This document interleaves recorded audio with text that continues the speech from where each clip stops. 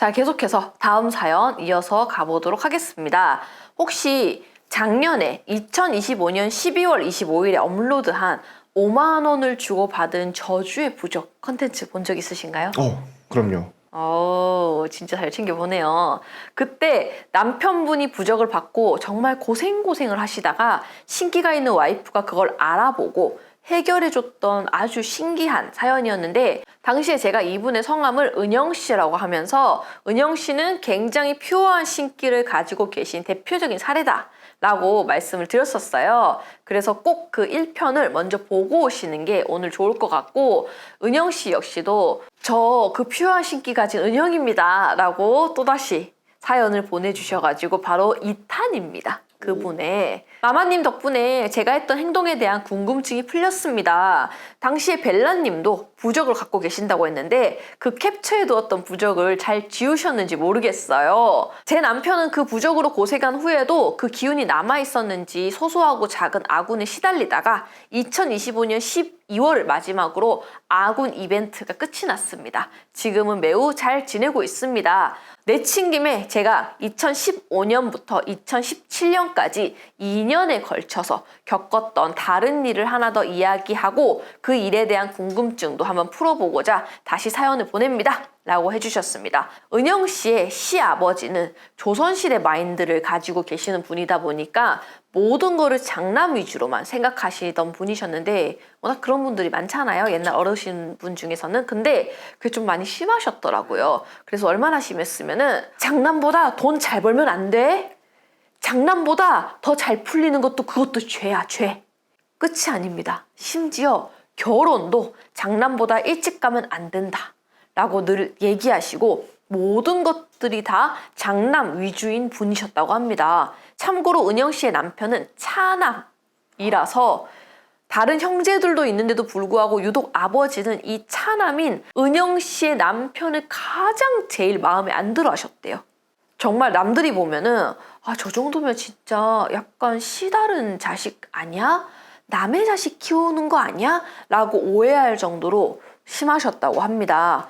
은영 씨의 남편은 형이 결혼을 자꾸 늦어지다 보니까 형보다 더 일찍 결혼을 했었고, 또 작지만 자기 가게도 갖고 있다 보니까 되게 열심히 사는 분이셨는데 그런 모습이 아버지를 더욱 화나게 만들었었어요. 그래서 아버지는 종종 네가 자꾸 설쳐대니까 형이 일이 잘 안 풀리고 형이 밖으로 나도는 거야 라는 얘기를 악담처럼 자주 퍼부으셨다고 합니다. 아버지인데 너무 좀 심하신 것 같은데요? 하지만 이렇게 해서 장남이 진짜 잘 풀리고 잘 되면은 그래도 씁쓸하긴 하지만 뭐 그럴 수 있다라는 생각이 들 테지만, 이런 아버지의 기대와 사랑을 독점하고 있는 장남은 정작 남들보다 그 평균 이하의 삶을 사는 사람으로 성장을 했고, 밑에 동생들이 취업을 하고 결혼을 하는 동안에도 부록의 나이가 되도록 취업도 안 하고 못하고 심지어 아르바이트 한번 해본 적도 없을 정도로 굉장히 그런 한량처럼 지내면서 나이가 들도록 그 아버지에게 용돈을 받는 그런 삶을 계속해서 살았다고 합니다. 그러다가 끝이 아닙니다. 아버지가 계속해서 취직과 결혼을 강요한다는 이유로 2016년 무렵에 가출을 했고 지금까지도 연락이 두절된 상태라고 합니다. 전혀 모른대요. 이게 그 나이 때시면은 그렇게까지 하기가 쉽지 않을 것 같은데요? 네. 아무튼 이런 성격의 시아버지, 은영 씨한테는 시아버지니까 시아버지가 장남이 가출한 직후에 좀 시기가 맞물렸던 건지 그 장남과 함께 살았던 집을 이사를 하게 되셨는데, 왜냐하면 당시에 그 집이 재개발이 본격적으로 시작이 되면서 주민들의 이주가 시작됐던 그 시기였었대요. 근데 시아버지는 아파트 분양권을 받는 대신에 현금으로 받기로 해가지고 기존에 살던 집에서 20km 정도 떨어진 단독주택을 구매하시게 됐었다고 합니다. 어쨌든 그 시기가 뭔가 장남도 갑자기 가출을 하고 또 시아버지가 혼자 살고 계셨대요. 그러다 보니까 이사하는 게 쉽지 않을 것 같아서 은영 씨네 부부는 이제 시아버지한테 연락을 해가지고 이사 날짜를 알려주시면은 일을 빼서 가가지고 돕겠다라는 얘기를 했는데 시아버지가 왜 도와준답시고 와가지고 뭐 내 집 얼마 하는지 뭐 집값 그런 거 알아보고 해볼 심산인 것 같은데 내가 모를 줄 알아? 라고 오히려 큰 소리 치셨다고 합니다. 와, 이거 제가 살짝 먼저 스포 같은 거 한번 해봐도 되나요? 혹시 시아버지가 빙의가 되신 거는? 지금부터 들어보시면 됩니다. 네. 그러면서 이사하는 그 도움마저 거절을 하시고 그렇게 시아버지는 혼자 이사를 하셨고 이사한 이후로도 진짜로 새집 주소를 안 알려주시더래요. 그래서 아무리 지독해도 어르신 혼자도 살다 보면 일이 생길 수도 있고 갑자기 뛰어가야 될 일이 생길 수도 있지만 어쨌든 간에 이 남편의 아버지의 초본을 끊어보면은 이사한 집 주소는 언제든지 알 수 있다 보니까 이 은영 씨네 부부도 그냥 더 이상 신경 쓰지 말자 라고 생각하고 지냈었다고 합니다. 그런데 문제는 이사한 그 이후였다고 합니다. 이사한 지 한 달 정도 지났을 무렵에 이제 시아버지의 폭언이 시작됐는데 평소에도 왜 이 차남과 은영 씨를 탐탁치 않아 하시긴 하셨대요. 근데 그래도 이 정도까지는 아니었었대요. 근데 이제 이사간 이후로부터는 한밤중에 갑자기 남편의 핸드폰으로 시아버지가 전화가 와가지고는 갑자기 새벽에 폭언을 퍼붓는가 한편 성적인 표현과 비속어가 섞인 욕설 문자를 시도 때도 없이 계속해서 보내는 등의 이건 도저히 진짜 이해해보려고 해도 이해할 수가 없는 그런 도가 지나친 행동을 계속해서 보이셨다고 합니다. 심지어 은영 씨한테도 며느리인 은영 씨한테도 전화를 해서 친정 부모가 자식 교육을 똑바로 하지 못해서 네가 며느리 도리를 하지 않는다 라고 하시거나 두 사람 결혼할 때 양가 부모님의 도움을 전혀 받지 않고 결혼을 하다 보니까 형식적인 그런 것들을 되게 간소화해서 결혼을 했었대요. 근데 갑자기 그때는 아무런 말씀도 안 하시더니 갑자기 이제 와가지고 지금이라도 친정에 가가지고 예단비를 다시 받아와라 라고 한다든지 되먹지 못한 집에서 자라서 네가 보고 배운 게 없다 이런 막말을 갑자기 하시기 시작했다고 합니다. 항상 장남이 잘 안 되는 이유가 차남이 설쳐서 그렇다라고 얘기하시는 분이긴 했지만 그래도 이 정도까지는 아니셨대요. 시간이 지날수록 나아지기는커녕 점점 더 심해졌고 이쯤 되니까 이제 이 부부 또한 혹시 아버님 치매 같은 거 아니야? 아니면 뭔가 머리에 문제가 좀 생기실 게 아닐까? 라는 걱정이 되면서 조심스럽게 아버지한테 함께 병원에 가서 건강검진 같은 걸 좀 받아보자라고 얘기했던데 돌아오는 거는 당연히 욕이었다고 합니다. 하지만 시아버지는 그걸로도 분이 안 풀리셨는지 피로 추정되는 검붉은 액체가 묻은 깨진 유리병을 집으로 택배로 보낸다든지 왜냐면 은영 씨는 집 주소는 알고 계시니까 머리와 가슴 부근에 못을 박은 인형을 보낸다든지 은영 씨 부부의 결혼 사진에 눈을 칼로 막 그려가지고 그거를 택배로 보내는 등의 정말 이상한 행동을 하셨고 이후에도 은영 씨 남편한테 계속해서 전화해서 너 지금이라도 효도해. 나한테 효도하는 방법은 네가 죽는 거야.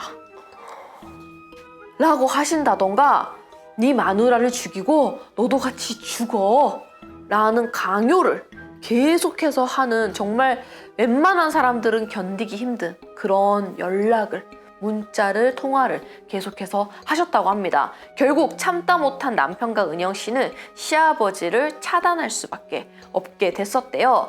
그렇게 차단하고 한 10개월 정도 시간이 흐르던 어느 날 남편의 친척 중 한 분에게서 연락이 왔는데 시아버지가 상태가 너무 안 좋아져서 병원에 입원했는데 오늘 내일 하시니까 꼭 좀 와달라 라는 그런 내용이었었다고 합니다. 앞서 너무 시달렸던 터라 또다시 가게 됐을 때 그게 시작될까 봐 조금 망설여지긴 했지만 그래도 남편의 부모다 보니까 시아버지가 입원하고 계신다는 그 병원으로 찾아갔었대요. 근데 가서 뵌 시아버지의 상태는 생각보다 훨씬 더 안 좋았었다고 합니다. 은영 씨가 이제 적어주신 걸 그대로 제가 읽자면은 전에 호신마마님이 말씀하셨던 대로 저는 제 주변 사람들에게 아주 좋은 일이나 나쁜 일이 종종 보이긴 합니다. 특히 악재가 더 잘 보이는데 제 경우에는 명도와 채도로 좋고 나쁨이 구분이 된대요. 예를 들어서 정말 좋은 일이 있을 때는 희고 밝은 빛이 보이는 반면에 나쁜 일이 있을 때는 검은 구름으로 보인다던가 이런 되게 흐릿한 안개 같은 게 가득 껴있는 걸로 보인대요. 또 상황이 나쁠수록 투명도가 점점 더 떨어져서 최악일 때는 검은 구름이 아니라 아예 상대방의 모든 몸이 다 검게 칠해진 것처럼 완전히 그렇게 보이기도 한다고 합니다. 또 자신의 귀에 누군가가 속삭이는 것 같은 소리기도 들리기도 하지만 진짜 특별한 경우가 아니고서는 귀신이나 신이 뚜렷하게 보이는 건 아니래요. 이분 같은 경우에는. 그런데 병원에서 본 시아버지는 전신에 검은 페인트 칠을 하고 계셨다고 합니다. 은영 씨의 눈에. 게다가 전신에는 검은 구름 같은 기운도 계속해서 시아버지 몸에서 뿜어져 나오고 있었는데 그런 시아버지를 보면서 어떻게 뭔가 대처해야겠다라는 생각은 들진 않았었대요. 왜냐면은 이게 은영 씨의 친할머니나 외할머니가 돌아가실 때처럼 그냥 아 이분도 이제 돌아가실 때가 완전히 다가왔구나 라는 생각만 들었는데 이전에 친할머니나 외할머니랑은 조금 달랐던 게 근데 좀 이상하다. 아직 가실 때가 아닌 것 같은데 왜 이렇게 급하게 가시는 느낌이지? 라는 의문이 드는 그런 차이점이 있었다고 합니다. 그리고 놀랍게도 시아버지는 은영 씨네 부부가 병원에 다녀간 지 3일차 되던 그 새벽에 돌아가셨대요. 그때까지도 돌아가신 날에도 아버지의 병명을 몰랐었는데 돌아가시고 난 후에 그 살아계실 때 돌아가시기 직전에 해뒀던 검사 결과가 그제야 나오게 됐었는데 악성 림프종 중에서도 희귀한 병이 원인이 돼서 갑작스럽게 사망하셨다는 것을 알게 됐었다고 합니다. 그렇게 장례를 치르고 돌아가신 시아버지의 짐을 정리하기 위해서 은영 씨 부부는 시아버지의 초본을 발급받아서 드디어 그 주소도 모르던 그 집으로 가보게 됐었다고 합니다.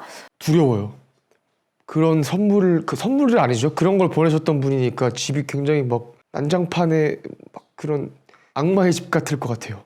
그래서 그런 두려운 마음으로 집에 가게 됐는데 집에 도착해서 보니 시아버지가 구매한 집은 정말 좋은 집이었다고 합니다. 그 지역 내에서도 중심지라 불리는 그 도심에 주택가만 모여있는 곳에 2층짜리 단독주택이었고 1층에는 마당도 있고 창고도 있고 또 집 앞에는 바로 도로와도 접해 있었고 주변에 마트라든지 시장과 같은 편의시설도 굉장히 많아서 노인이 혼자 거주하기에는 정말 더할 나위도 없이 좋은 그런 집이었었대요. 게다가 주변이 다 단독주택이고 고층 빌딩과도 멀리 떨어져 있다 보니까 해도 너무 잘 들고 막 일조권 침해도 전혀 걱정할 필요도 없을 정도로 정남향에 아침부터 저녁까지 따뜻한 볕이 드는 그런 굉장히 좋은 집을 구해 놓으셨더래요. 심지어 1층, 2층이 돼 있는데 2층에 세입자도 이미 들여가지고 월세까지 따박따박 받고 계시는 그런 평온한 생활을 하고 계셨다고 합니다. 전혀 상상했던 거랑은 다른 너무 화목하고 좋은 집이네요. 그쵸? 네. 위치도 너무 좋고. 그런데 신기하게 은영 씨의 눈에는 이 좋은 집이 마당부터 시작해서 집 안까지 모든 공간이 어두침침하게 보였었대요. 집에 가자마자. 심지어 담이 낮아서 집 자체가 그늘질 일도 없고 마당에 볕도 너무 잘 드는데 그냥 들어가는 순간부터 집 전체가 마치 조명이 다 꺼진 것처럼 되게 어둡게만 보였고 담이 낮으니까 옆집도 보일 거 아니에요. 근데 옆집 같은 경우에는 볕이 되게 잘 들고 밝아 보이는 반면에 그리고 화초도 되게 싱싱한데 이상하게 이 시아버지 집은 정원의 나무들도 되게 어둡고 곳곳에 막 거미줄이 친 것처럼 그런 알 수 없는 묘한 기운이 있는 집이었었다고 합니다. 물론 실제로는 거미줄은 없었다고 해요. 그렇게 찜찜한 기분으로 어쨌든 집 안에 들어가서 정리를 해야 되다 보니까 현관문을 열고 들어갔는데 복마전. 복마전이요? 마귀가 숨어있는 집이나 굴을 뜻하는 단어래요. 아, 이런 집을 복마전이라고 하지 라는 생각이 들 정도로 온 집은 시아버지 몸에 있던 것과 동일한 그 검은 페인트 칠이 범벅된 것처럼 온 집안의 내부의 거실과 주방, 방들이 곳곳이 다 검게 칠해져 있었대요. 근데 이거는 다 은영 씨의 시선입니다. 실제로는 방 3개짜리 되게 평범한 주택이었다고 해요. 게다가 은영 씨의 눈에는 모든 벽에 눈이 달린 것 같이 자신을 되게 훑어보고 뭔가 일거수일투족을 감시한다는 느낌이 들었고, 그 집에 들어서는 순간 귀 옆으로 어린아이의 울음소리, 이를 달래는 할머니의 조곤조곤한 목소리, 화가 난 남성의 욕설, 젊은 여자가 막 깔깔깔깔깔깔 하면서 방정맞게 웃는 그런 소리까지도 정말 여러 가지 소리들이 막 지나치는 그런 느낌이 들었었대요. 놀란 은영 씨는 순간적으로 아, 남편이 여기 있으면 위험하겠다라는 생각이 들어서 본능적으로 남편을 얼른 집 밖으로 보낸 다음에 저기 마당에 그 창고 있는데 거기 가서 좀 보고 있어 라고 얘기를 했었대요. 왜냐면은 남편이 이런 뭔가를 느끼거나 뭔가를 보거나 하는 분은 아닌데 그동안 살면서 이상하게 남편이 뭔가를 잘 묻혀오는 어떤 나쁜 기운을 잘 데려오는 그런 사람이라고 생각해서 일단 내보낸 거죠. 그렇게 홀로 그 빈집을 둘러보고 있는데 워낙 은영 씨도 이상한 걸 잘 보고 느끼고 또 신기까지 있는 분이다 보니까 평소에도 뭔가 보이는 느낌이 들거나 그랬을 때도 그냥 하지만 차분하게 그냥 넘기는 분인데 그럼에도 이상하게 이 집은 평정심을 유지하는 게 힘들 정도로 굉장히 집이 무섭고 좀 소름 끼친다 라는 생각이 들었었다고 합니다. 그래서 원래는 계획으로는 가서 이런 거 저런 거 좀 정리를 하고 할 생각이었는데 너무 놀래서 안방에 급하게 가가지고 시아버지의 속옷이나 양말 그리고 옷 몇 벌 즐겨 신는 것 같이 보이는 조금 허름한 신발, 돋보기 그런 것들을 급하게 챙겨서 서둘러 밖으로 나왔고 이제 그런 것들만 아버지 몫으로 태워주는 걸로 끝냈고 나머지 물건들은 폐기 업체를 불러서 전부 소각장으로 보내서 소각하는 것으로 마무리했었다고 합니다. 은영 씨가 명도랑 채도로 구분한다고 하셨잖아요. 그럼 다 검은색으로 보였다는 거는 진짜 그 집이 복마전이었나 보네요? 은영 씨 눈에는 그렇게 보였던 거지. 네. 마귀가 사는 집처럼. 근데 그 전에 일도 어쨌든 잘 극복하셨던 분인데 그렇게 얼마나 무서웠으면 집을 뛰쳐나왔을까요? 어쨌든 간에 시아버지의 물건을 대충 정리한 후에는 집을 매도하기 위해서 법적 절차를 먼저 진행하게 됐었는데 장남이 연락이 두절된 상태다 보니까 이 법적으로 좀 복잡하게 됐었대요. 그러다 보니까 이 절차를 밟을 수밖에 없었고 집을 해결하는 데 걸린 시간이 자그마치 1년이 넘어갔었다고 합니다. 근데 이게 해결이 된 후에는 어떻게 보면은 이제 차남한테 이게 집이 넘어오는 건데 은영 씨는 가산세를 내더라도 그 집의 명의를 남편한테 하면 안 된다라는 생각이 들어서 집이 팔릴 때까지는 그 긴 시간 동안은 아버지 명의로 남겨둔 상태에서 집을 정리를 하기 시작했고 집을 팔 수 있는 자격을 갖추자마자 그 법적인 그 절차를 다 밟자마자 그 동네의 부동산에 찾아가서 집을 매물로 내놓았다고 합니다. 일단은 집이 굉장히 아까 복마전이라고 얘기한 것처럼 이 기운도 기운이지만 어쨌든 간에 은영 씨네가 살고 있는 집과 좀 거리도 좀 있었고 관리하기가 쉽지가 않았고 게다가 다른 형제들도 이 집을 빨리 처분하기를 바랬기 때문에 기존의 시세보다 훨씬 더 조금 더 낮은 가격으로 집을 내놓았는데 보통 이러면은 되게 부동산에서도 두 팔 벌려서 막 팔릴 겁니다 이렇게 하는데 이상하게 연락받은 부동산들이 지금은 일이 너무 바빠가지고 그 집을 맡을 시간이 안 된다 라는 말도 안 되는 그런 핑계를 댔었다고 합니다. 그래서 얼마나 이게 심했냐면은 시아버지 집에서 결국에는 10km 이상 떨어진 옆 동네 부동산에다가 이 집을 내놓을 정도였었대요. 와, 좀 심각한데요? 네. 그러니까 주변의 부동산들이 다들 근데 지금 일이 많아갖고 그 집 맡기에는 힘드네요 이랬던 거지. 그러니까요. 집은 되게 좋았다고 했는데 그냥 평범하게 봤을 때는 뭔가 있나 봐요, 진짜. 은영 씨는 계속해서 그 집에서 보고 듣고 느낀 것들이 너무 찜찜해서 그 집 근처에도 가고 싶지 않았지만 어쨌든 누가 집을 보러 온다고 하면은 들어가서 소개를 해줘야 될 거 아니에요. 이때마다 신랑은 가게에서 일을 하라고 하고 혼자서 이제 시아버지 집을 다녀오곤 했었다고 합니다. 그런데 신기하게도 시아버지 집에만 들어가면은 깔끔하게 집이 청소가 다 되어 있는 상태인데도 이 은영 씨 눈에는 계속해서 온 벽이 검게 칠해져 있고 바닥이 검게 돼 있고 어떤 날에는 검정 물감을 손바닥에 발라서 벽에 찍어 놓은 것 같은 그런 형태가 보이는 날도 있었다고 합니다. 또 고양이과 동물이 지나간 것처럼 일자로 뻗은 동물 발자국이 보이기도 했고 시아버지가 은영 씨와 남편에게 했던 욕설과 폭언이 귓가에 울리기도 해서 한 번 다녀오면 그 스트레스로 막 체한다든지 뭔가 몸이 안 좋다든지 편두통에 시달린다든지 그런 것들을 겪어야 됐었대요. 그렇게 거의 또다시 1년이 지나던 어느 가을에 드디어 집을 매수하겠다는 매수자가 나타났다고 합니다. 매수자는 아들이 이 지역으로 발령이 나가지고 이제 아들네랑 같이 살려고 이사를 하게 된 노부부였었는데 시아버지 집을 매수해서 1층에는 노부부가 살고 2층에는 그 아들 부부가 거주할 계획으로 이 집을 구매를 하신다라고 했대요. 특히 노부부는 손주를 돌봐줄 예정이라서 병원 등의 그런 편의시설이 가까운 곳을 찾고 있었는데 때마침 이 집이 정말 자신들한테 딱 맞는 집이라며 굉장히 만족해하는 눈치였었대요. 진짜 집이 팔릴 운이 들어왔는지 노부부는 집을 본 그날 너무 마음에 든다면서 곧바로 그 집을 계약을 했고 계약금도 바로 이체를 해줬었다고 합니다. 덕분에 이 은영 씨네 부부는 2층에 거주하고 있던 세입자에게 보증금을 돌려주게 되었고 그 계약금 받은 걸로 세입자도 매수자가 잔금을 치르기로 한 날까지 이사를 하는 것으로 이야기가 마무리됐었대요. 그러니까 예를 들어서 오늘부터 뭐 한 달 뒤에 다 같이 잔금 치르고 2층도 나가고 노부부도 들어오기로 했던 거지. 그 시간 동안 문제가 이제 생기기 시작하는데 세입자가 갑자기 뜬금없이 전화가 오더니 1층에 사람이 있는 것 같아요.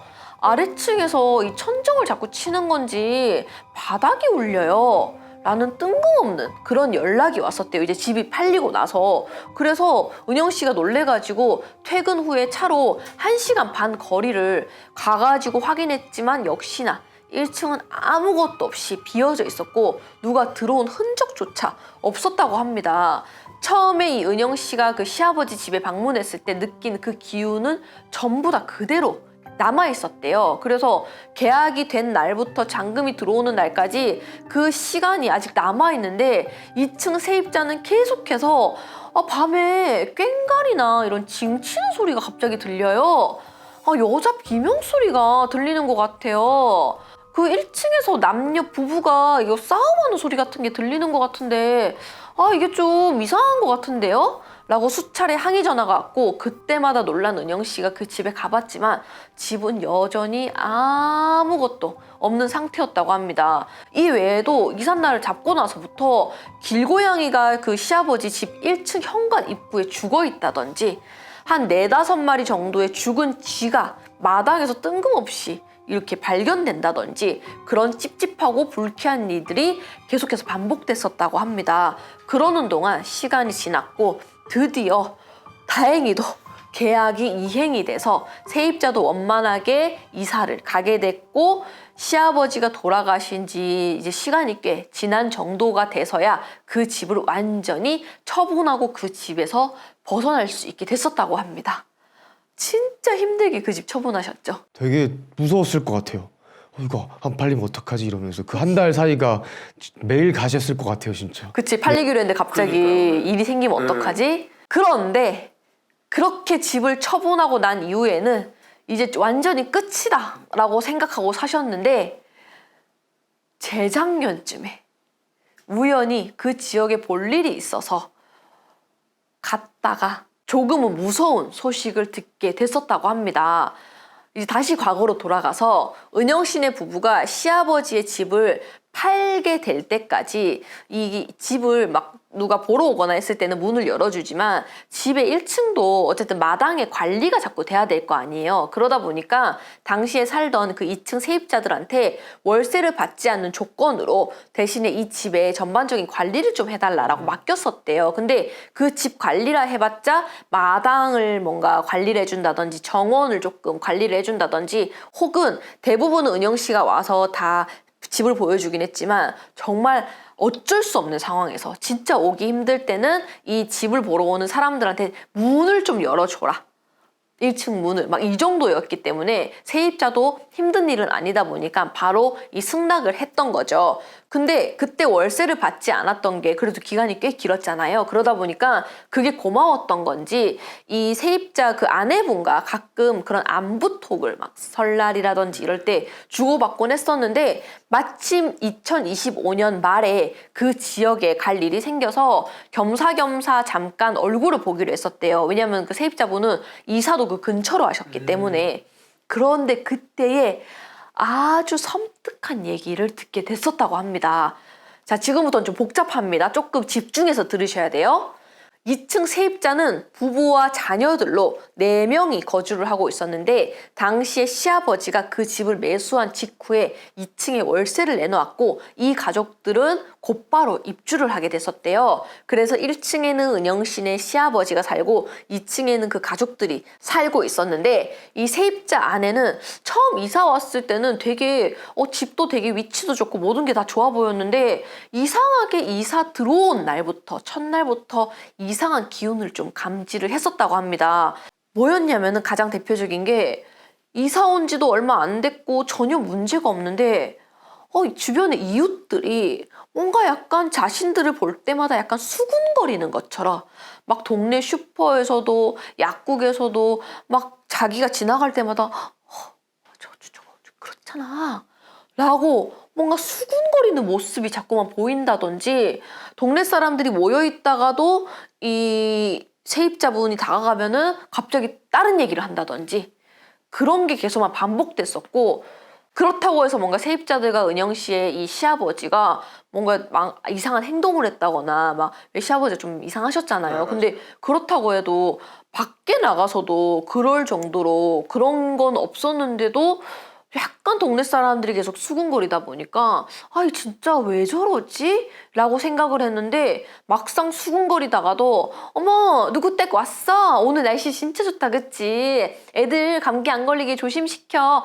이거 가져가 먹어 라고 또다시 친절하게 해주고 잘해주다 보니까 뭔가 좀 따지기도 애매하고 좀 그런 애매한 상황들이 반복됐었다고 합니다.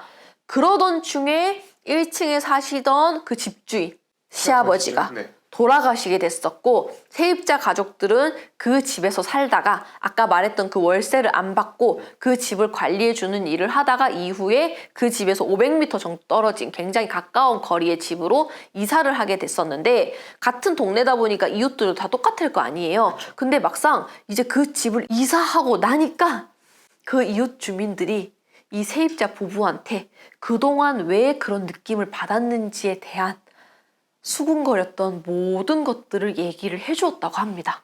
그 집은 원래 어떤 노부부가 굉장히 잘 지은 집이었는데 1층은 조금 넓었었고 2층이 상대적으로 좀 작았었대요. 그러다 보니까 이 노부부는 작은 2층에 거주를 하고 조금 큰 1층을 세를 줬었다고 합니다. 근데 노부부다 보니까 할아버지가 먼저 돌아가시게 됐고 이후 할머니가 혼자 사시다가 2층에서 계단을 내려오시다가 넘어져서 요양병원으로 가시게 되면서 2층도 세입자를 드리게 된 거죠.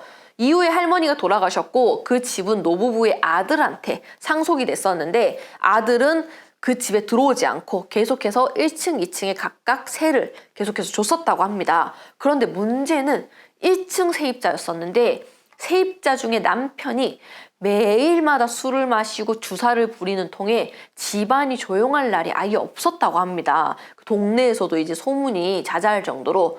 근데 이게 단순한 주사가 아니라 아내와 아이들을 학대 학대하는 등의 가정폭력이 굉장히 심했었고 주변 이웃들한테 욕을 한다거나 막 길거리에서도 막 행패를 부리는 등의 그런 것들이 되게 많아지다 보니까 동네에서도 저 집 온다 저 집 온다 도망가자 도망가자 라고 할 정도로 되게 유명한 나쁘게 안 좋게 유명한 그런 1층 세입자였었다고 합니다. 결국에는 남편의 폭력을 견디다 못한 아내가 집을 나가게 됐었고 이 남편의 어머니가 노모가 와가지고 손주를 돌봐주면서 이 아들을 케어했었는데 이 노모 역시도 아들에게 맞아가지고 매일마다 얼굴에 막 멍이 나 있다든지 이렇게 동네 주민들에게 그런 게 목격되는 날들이 허다했었다고 합니다. 아들이 던진 물건에 노모가 맞아서 이웃들이 병원에 모시고 간 날도 있을 정도였었으니까 정도가 꽤나 심했었대요. 이런 상황에서 그 1층의 그 세입자는 계속해서 집을 나간 아내를 탓했었고 아내가 보낸 그 이혼 소장을 받은 후에는 그 작은 방의 창문에 방범 창살에 목을 매서 스스로 죽는 선택을 했었다고 합니다. 이후에 노모만 손주들을 데리고 살다가 노모는 결국 그 월세나 그런 것들 때문에 자신이 살던 곳으로 손주들을 데리고 떠나게 됐었고 2층 세입자도 바로 밑방이 누가 죽은 집이잖아요. 그러다 보니까 찝찝하다는 이유로 그 집을 이사를 갔었다고 합니다.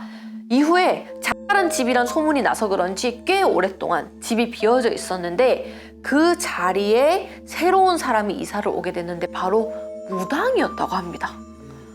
무당은 그 집을 사서 2층은 자신의 주거지로 삼고 1층은 신당으로 꾸며서 본격적으로 점을 보기 시작했고 한동안은 정말 별다른 일이 생기지 않고 진짜 손님도 많이 오고 되게 좋은 일들만 가득해 보였었다고 합니다.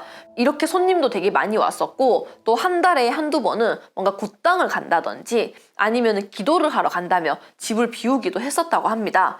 처음에는 어쨌든 사람이 죽어나간 집이다 보니까 좋지 않은 일이라도 발생한 건 아닌가라고 이웃들이 걱정을 했는데 그 무당이 너무 이제 잘 지내고 게다가 또 무당이다 보니까 알아서 뭐 집을 잘 했겠지 라는 생각에 이제 주변 이웃들도 그래도 무당이 들어오니까 좀 낫나 보네 라고 생각을 했는데 그 무당이 들어온 지 1년 만에 신당에서 사망한 채 발견이 됐었대요.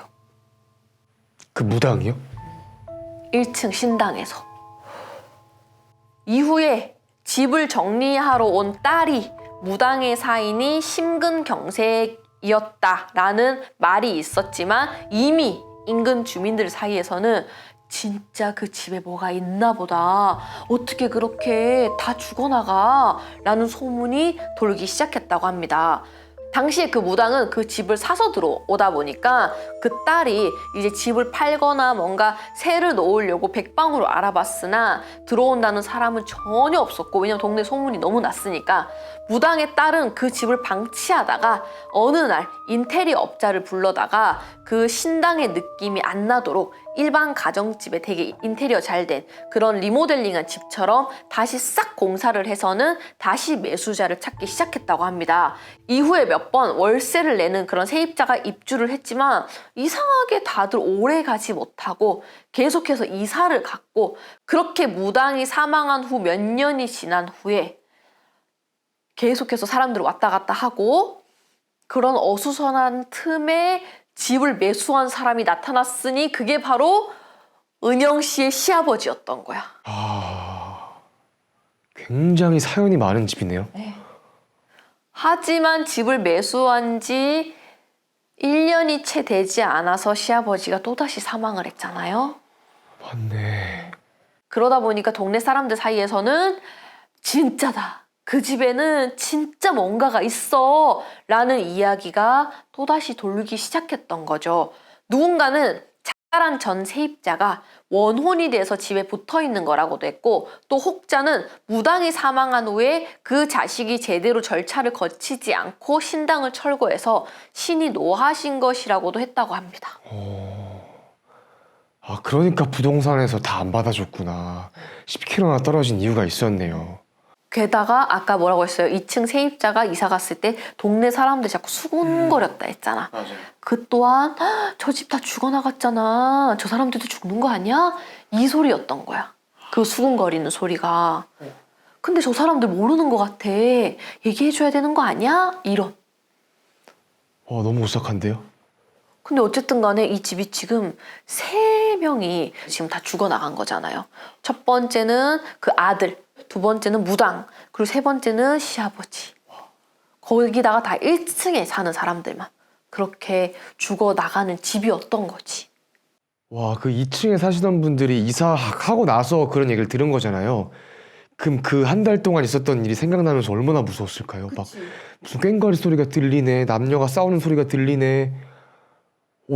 너무 오싹해요 지금. 하지만 끝이 아닙니다. 그렇게 집을 은영 씨네 부부가 완전히 처분했잖아요. 누가 샀다 했죠? 노부부가.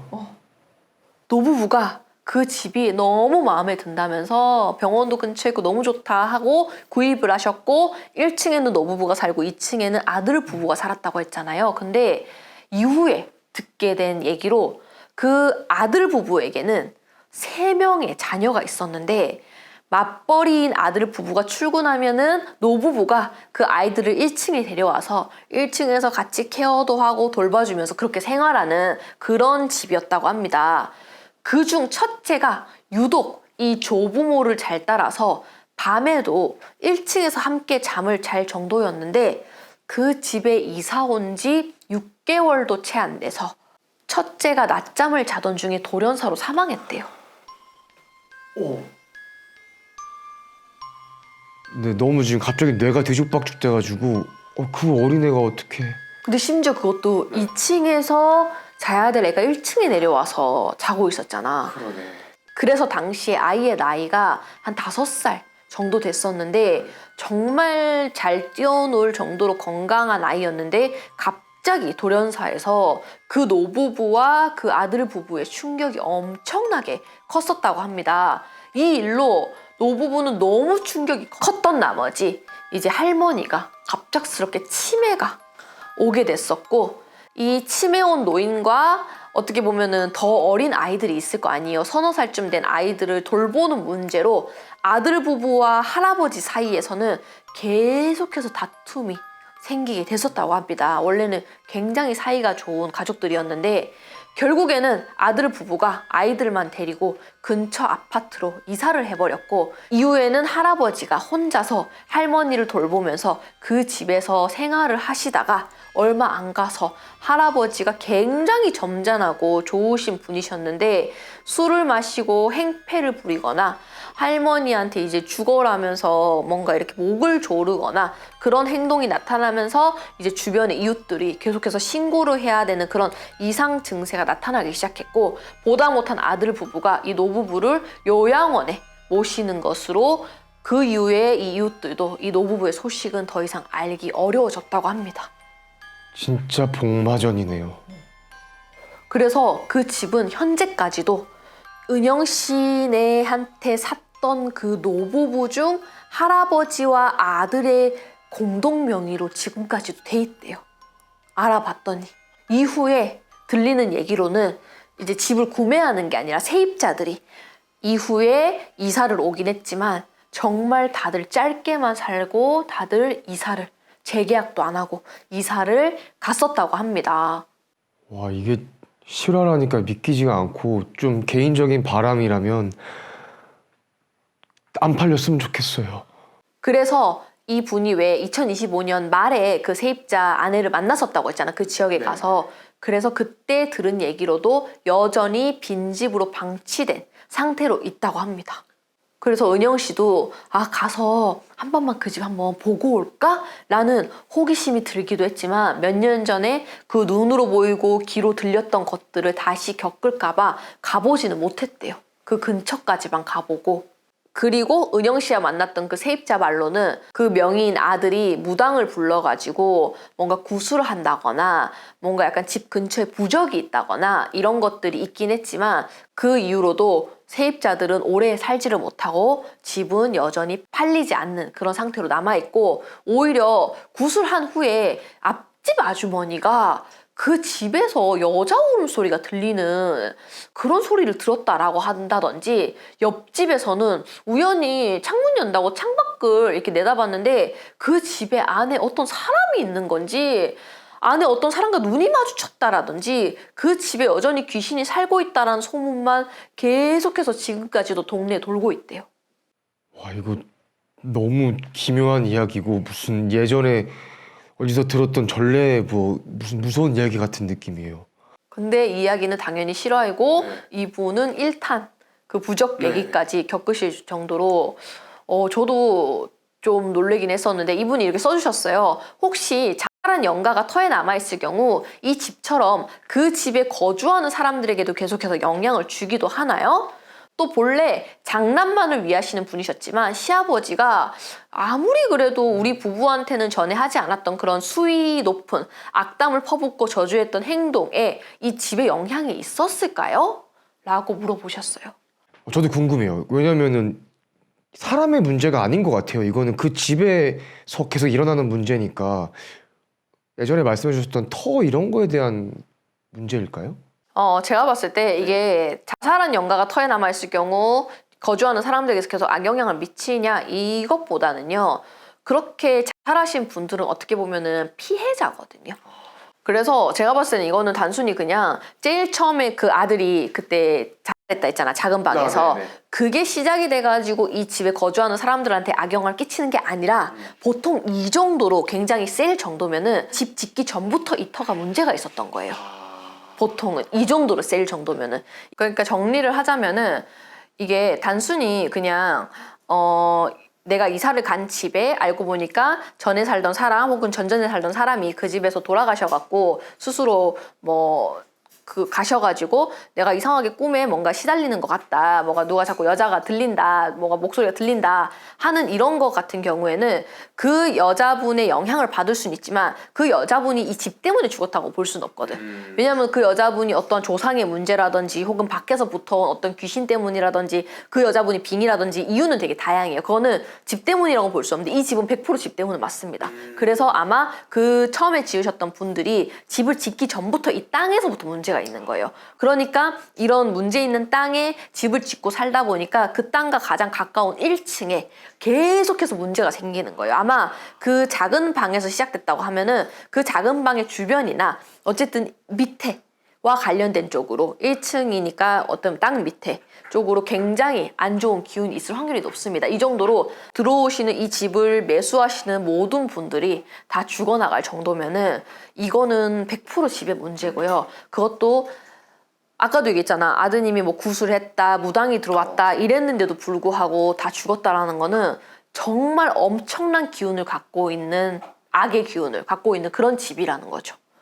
그러다 보니까 당연히 이 집에 들어가시는 분마다 다 그런 일이 생기는 거고, 이거는 좀 근데 구별을 하셔야 돼요. 사람들이 보통 내가 어디 집에 들어가가지고 막 귀신을 보거나 안 좋은 일을 겪거나 했을 때 무조건 집 탓을 하는 경우는 있는데 그게 꼭 그렇지만은 않아요. 이전에 살던 사람의 기운만 가지고도 그럴 수 있는데, 이 집은 이전에 살던 그 자잘한 영가가 터에 남아가지고 영향을 주는 정도가 아니라 여기 땅 자체의 문제인 거야, 완전히.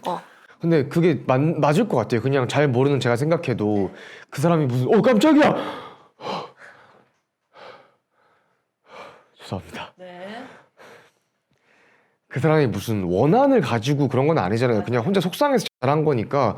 근데 그렇게까지 뭔가 영향을 끼치려면 대단한 사람이어야 되니까, 대단한 사연이 있다거나 그런 게 아닌 거 보면은 막 그랬을 것 같아요. 뭐 진짜 그 집이 원래 뭐 이름 모를 연고지의 공동 묘지였는데 그걸 밀고 했다던가, 뭔가 예를 들어서 그런 게 아닐까 싶은 생각이 드네요. 네. 그리고 요 분이 은영 씨가 물어보신 것처럼 시아버지가 그렇게 갑자기 더 심해진 것도 이 집에 영향이 있었을까요? 라고 하는데 그건 당연히 맞습니다. 이게 사람이 이 안 좋은 기운을 세게 받으면은 이런 식으로 원래 그랬던 분은 더 심해지고, 그러다 보니까 지금 보면은 다들 남자들이 공통되는 게 다 폭력적으로 바뀌거든요. 계속해서. 뭔가 술 때문에 한다든지, 아까 할아버지도 되게 얌전하셨고 점잖으셨던 분이 갑자기 막 할머니 목을 졸라갖고 막 이웃들이 막 경찰을 부른다거나 그런 일이 생긴다든지 막 그럴 정도로 지금 계속 공통점들이 있는데, 그러니까 이 집은 되게 화나 이런 폭력성이나 이런 걸 자꾸만 드러나게 만드는 집인 것 같아요. 와, 그러면은 맨 처음에 있던 그 하셨던 분도 사실은 집 때문에 그렇게 바뀐 걸 수도 있겠네요. 맨 처음에 그 집이 폭력적이었고 뭐 어머니까지 왔는데 어머니 때리고 그랬던 게 잘 몰라서 그렇게 들었던 거지. 알고 보면 집 때문에 그렇게 된 걸 수도 있겠네요. 그럼요. 네. 집 때문에 지금 사람들이 자꾸 변하고 있잖아. 네. 변하고 그 끝에는 죽음이잖아. 근데 우리도 이게 물론 진짜 어떠한 우울증이라든지 어떠한 다른 이유 때문에 스스로 목숨을 끊는 분들도 계시겠지만 이런 이유로 돌아가시는 분들 보면 사실 전조 증상들이 있습니다. 이런 식으로 멀쩡했던 사람이 조금 변한다든지. 근데 그 또한 우리는 이제 현실적으로 생각하려고 하다 보니까 저게 스트레스 많이 받아서 그래. 저기 요즘 스트레스 많아갖고 술 많이 마시니까 그래서 바뀐 거야 라고 하시는데 이런 전조 증상들이 있긴 해요. 손님들도 얘기 들어보고 저도 했을 때 그래서 아마 이 집에 들어오면서 이상하게 화가 많아지고 싸움이 나고 지금 자꾸 싸움이 나거든요. 다들 싸움이 나고 특히 1층 중심으로 해서 싸움이 나면서 술을 마시거나 폭력적으로 바뀌거나 하면서 누군가를 죽이려 한다거나 그 끝에는 자신이 죽는다거나 이런 게 자꾸 생기는 거죠. 또 물어보셨는데 집의 영향으로 시아버지가 수명을 다 못 채운 상태에서 비명에 가신 것이라면 따로 무슨 조치를 해야 될까요? 현재는 절에 모셔서 제사를 지내고 있으며 우리 부부가 따로 뭘 하고는 있지 않은 상태입니다. 또 시아버지가 돌아가신 후에 특별한 문제는 없고 의심할 만한 나쁜 일도 발생하지는 않아서 시아버지가 잘 가셨겠거니 생각하고 있는데 혹시나 하는 마음이 들 때가 있습니다. 이거는 보통은 이런 얘기를 이제 이런 일을 하시는 분들이 들었을 때는 당연히 안 좋게 가셨으니까 뭐 천도제 해줘야지 하는데 이거는 저는 조금 이성적으로 말씀드리자면은 좀 더 두고 보셔야 돼요. 이거는요. 물론 하면 좋습니다. 왜냐면은 며느리인 은영 씨 역시도 아직 때가 안 되셨는데 가시네? 라는 느낌을 받았고 그러다 보니까 내 명을 못 채우고 가신 경우라서 일단 억울하게 가셨으면은 어쨌든 간에 여유가 있으시면은 천도제를 해드리는 건 좋습니다. 근데 제가 왜 좀 더 두고 보시는 게 좋겠다라고 하냐면은 이러다가 괜찮아지면은 정말 다행인 거지만 이제 조금 시간이 지나면서 발현이 다시 될 때가 있어요. 저도 이 어떤 손님들의 사례를 봤을 때 처음에는 아버지가 그 집도 아버지가 되게 폭력적이고 그러셨는데 돌아가시고 나서 어디서 점을 보러 갔더니 천도제를 해줘야 된다 했는데 안 하고 지냈는데 너무 멀쩡하게 아무 일도 없었대요. 그래서 뭐야 천도제 안 해도 되네 했는데 돌아가시고 나서 한 5년쯤 지나고 나서부터였나 그때부터 갑자기 집안에 이상한 일들이 생기기 시작합니다. 그래서 저도 이 귀신들을 보면은 귀신들이 활동할 수 있는 시간이라는 게 있는 것 같아요. 아버지가 돌아가셨다고 해서 바로 내가 이제 악기가 돼가지고 옛날처럼 너희 똑같이 괴롭힐 거야 이게 아니라 어디에 조금 매여 계시다가 나오시는 그 시간이 좀 있다라는 생각이 저도 들거든요. 전보다 보면은. 그래서 어떤 분들은 그게 바로 직후일 수도 있고 어떤 분들은 1년, 어떤 분들은 3년, 어떤 분들은 5년 이런 식으로 걸리긴 하는데 그래도 보통 10년이 지나면은 생기진 않더라고요. 되게 악랄하신 분이라고 하더라도 10년 정도 아무 문제 없이 지나갔으면 저도 손님들한테 근데 10년 전에 그러셨는데 괜찮아요. 여유가 있으시면은 본인 마음 편하려고 하시는 건 괜찮지만 이게 어떤 기운 때문에 걱정되신다면은 안 하셔도 됩니다 라고 얘기는 합니다. 그래서 은영 씨네 부부도 이게 하시는 게 좋긴 하지만 아직까지 긴가민가 한다 하시면 조금 더 두고 보시는 것도 좋을 것 같긴 해요. 근데 질문이 또 있으세요. 네. 제가 처음 그 집에 이상하다고 느꼈을 때 무슨 조치를 했다면 혹시 상황이 나아졌을까요? 아무것도 안 하고 그 집을 팔아버린 제가 너무 이기적이었나라는 생각과 죄책감이 듭니다. 되게 정말 맑으시네요. 네, 그런 생각을 하신다는 게. 어떤가요? 저도 궁금해요. 이 정도로 센 집은 쉽지 않습니다. 그거는 아까 우리 농담처럼 10년이면은 강산도 바뀌고 귀신의 마음도 바뀌지 않을까요? 라고 했다시피 이게 빙의도 테마도요. 너무 세잖아요. 그러면은 안 건드리려고 해요. 생각해보면은 이게 빙의나 테마도 어느 정도 조금은 심하게 보일지언정 건드릴 수 있다라는 생각이 들어야지 건드리는데 너무 심하신 분들은 오히려 재웁니다. 일주일이든 10일이든 웬만하면 재워요. 계속해서. 그래서 그 기운이 조금은 잠잠해질 때까지 기다리더라고요. 근데 또 마찬가지로 이 집 또한 계속해서 무당이 가가지고 막 구술한다든지 뭐 이런 것보다는 이 집의 이 기운이 좀 잠잠해질 때까지 기다리는 게 답인 것 같아요. 제가 지금 든 생각은. 그래서 만약에 저한테 의뢰를 하셨어도 저도 안 건드렸을 것 같아요. 지금 어떻게 보면은 집이 안 그래도 이런 기운으로 가득 차 있는 데다가 희생들이 계속 생기잖아요. 그러면은 이 기운들이 거기에 계속 모여 있어요. 더욱더. 근데 지금 너무 강해. 돌아가신 분들도 너무 많고, 그러다 보면은 이게 조금은 잠잠해질 때까지 기다리시는 게 오히려 답이 될 것 같긴 해요. 이거는 제가 진짜 좀 솔직하게 말씀드린 겁니다. 그리고 아무것도 안 하고 집을 팔아버린 은영 씨가 이기적이었나라고 얘기하실 수도 있는데, 뭐 또 어떤 사람 눈에는 또 그렇게 보일 수는 있어도 그렇다고 해서 안고 있을 수는 없잖아요. 그렇죠, 맞죠. 네. 네. 솔직하게 얘기해서 은영 씨가 안 그래도 시아버지도 뭔가 찜찜하고 그런 데다가 아 남편 명의로 하면 안 될 것 같은데 라는 생각이 계속 있는데, 아 그래도 이 집은 내가 계속 안고 가야 돼 라고 하는 거는 그거는 쉽진 않을 것 같긴 해요. 그건 너무 당연하죠, 사실. 어떻게 보면은 은영 씨 개인의 생각인데 그거를 가지고 이 현실적인 걸 모든 걸 다 포기하거나 내가 희생한다? 그건 좀 말이 안 되는 것 같아요. 물론 은영 씨가 여유가 있으시면은 내가 이 집을 그냥 뒀다가 뭔가 좀 나중에 뭔가 하든지 해야겠다라고 하는데, 그게 우리가 말은 이렇게 쉽게 할 수 있지만 네, 아마 정말 99.9%는 그게 쉽진 않거든요. 일단 저는 못합니다. 솔직하시네요. 네. 그래서 그런 죄책감은 안 가지시는 게 좋지 않나라는 생각이 들고, 물론 이후에 또 다른 분이 사셔가지고 또다시 불운이 시작됐지만, 이게 안 사셨어도 또 다른 사람이 또 어떠한 이유로도 들어오셨을 거고, 그 집은 계속해서 그렇게 사람이 죽어 나가야지 분이 풀리는 집이 있어요. 그래서 이게 뭔가 어떻게 보면 집 입장에서는, 집이 만약에 괴물이라면은 뭔가 재물이 끊겼네? 라는 생각에, 희생양이 끊겼네? 라는 생각에 또 어떻게든 희생양이 생기게끔 만듭니다. 그래서 그 집은 계속해서 이런 일이 생겼을 정도면 계속해서 피를 봐야 되는 집이라서 아마 또 다른 일들이 생겼을 거예요. 그래서 물론 죄책감은 드실 거고 하시겠지만 또 너무 심하게 안 드셨으면 좋겠습니다. 맞아요. 그리고 그 무당도 살다가 죽은 집이고, 그 후에 또 아드님이 무당을 불러서 굿도 하고 뭐도 했는데 안 됐을 정도면 은영 씨 개인이 뭘 하시기엔 너무 어렵지 않았을까. 그럼요. 네. 어렵죠. 네. 그래서 이런 집들은 어쨌든 조금은 재워야 되는데, 그 재우는 걸 전문가한테 맡기면 좋겠지만 그럼 굿도 너무 많이 해야 되고, 그러다 보니까 조금 가지고 계신 분 입장에서는 힘드신 집은 맞는 것 같습니다.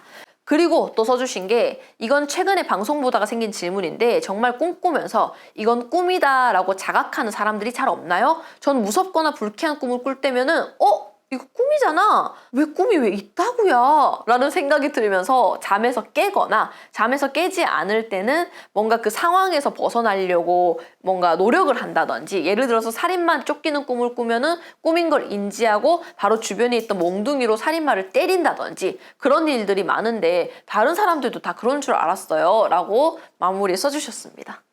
네, 요거는 이런 분들도 있고, 또 무딘 분들은 아닌 분들도 있고, 또 자각몽을 또 많이 꾸시는 분들도 있고, 근데 그 자각몽의 좀 디테일이 조금 다른 거고, 이렇게 뭔가 살인마한테 쫓기다가 나 이거 꿈이네 하고 내가 옆에 있던 칼을 들고 찌른다든지, 아마 요 정도의 자각몽은, 자각몽 꾸신다는 분들 아마 많이 경험하셨을 거예요. 근데 어쨌든 자각몽 자체를 많은 분들이 경험하시는 것도 아니다 보니까 조금은 모든 사람들이 다 꿀 수 있는 건 아닌 것 같습니다. 사실 뭐 자각몽이지 예지몽은 아니니까요. 그쵸. 네, 그냥 꿈이다 하고, 저는 보통 다 개꿈이었던 것 같아요. 네. 고양이 꿈을 좀 꾸시길 바랍니다. 알겠습니다. 네. 앵무새 꿈은 안 될까요? 좋아요, 좋아요. 또 이렇게 은영 씨처럼 특이한 경험을 하시거나 또 독특한 일을 겪으신 분들이 계시거나, 혹은 내 주변에서 좀 무서운 일들을 본 분들이 계시면은 아래 메일로 사연 보내주시면은 제가 이렇게 사연도 소개해드리고, 왜 이런 일이 일어났는지, 오늘 이 집처럼 이 집이 왜 이렇게 됐는지에 대해서 설명해 드릴 테니까 아래 메일로 많이 많이 보내주시면 감사하겠습니다. 다만 요런 건 안 됩니다. 사연 보내주고 나서 우리가 이제 촬영 다 했는데 뒤늦게 아니요, 그거 내보내지 마세요 하시면은 그거는 좀 어렵다. 그래서 사연 보내주실 때는 이런 부분은 정확하게 좀 명신 안 하셨으면 좋겠어요 하면 제가 충분히 지역이라든지 그런 거는 다 바꿔드리니까 걱정하지 마시고 보내주시면은 감사하겠습니다. 감사합니다. 감사합니다. 호야도 인사하세요. 호야도 인사하세요.